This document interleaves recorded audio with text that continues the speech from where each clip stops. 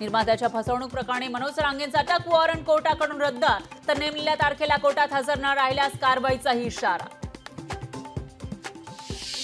धाराशिव आणि छत्रपती संभाजीनगर नामांतराविरोधातील याचिका सुप्रीम कोर्टानं फेटाळली. धाराशिव आणि छत्रपती संभाजीनगर हेच नाव आता कायम राहणार.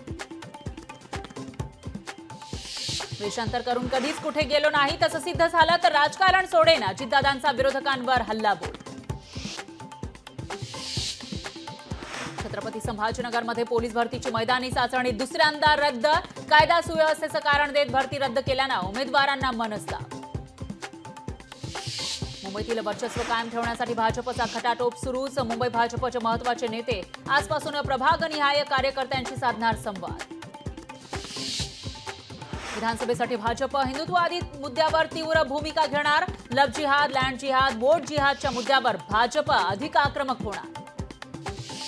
पुण्यात मनसे विधानसभेच्या 8 जागा लढवणार. मनसे अध्यक्ष राज ठाकरेंकडून पदाधिकाऱ्यांना तयारीचे आदेश. पूजा खेडकरला कोणत्याही क्षणी अटक होण्याची शक्यता. पूजा खेडकर हिमालयातील पालमपुरात, तर पोलिसांकडून पूजाचा शोध सुरू.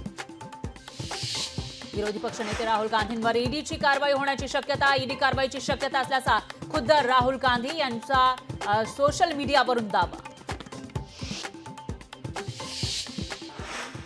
जालन्यामध्ये गोदावरी नदीपात्रामध्ये शेतकऱ्यांचं जलसमाधी आंदोलन. 2023 मधील पीक विमा तात्काळ मिळावा, शेतकऱ्यांची मागणी.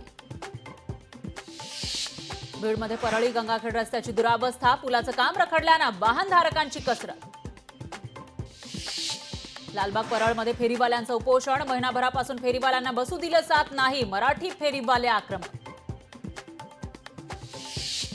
आठवड्याच्या शेवटच्या दिवशी शेअर बाजारात पडझड. सेन्सेक्स 680 अंकांनी कोसळला, तर निफ्टीमध्ये 200 अंकांची घसरण.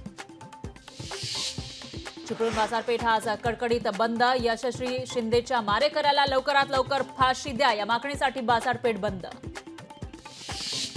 साताऱ्याच्या माळणीमध्ये उद्योजक हिम्मत देशमुख यांच्या घरी ईडीची धाड. माळणी मेडिकल कॉलेज आर्थिक गैरव्यवहार प्रकरणात चौकशी.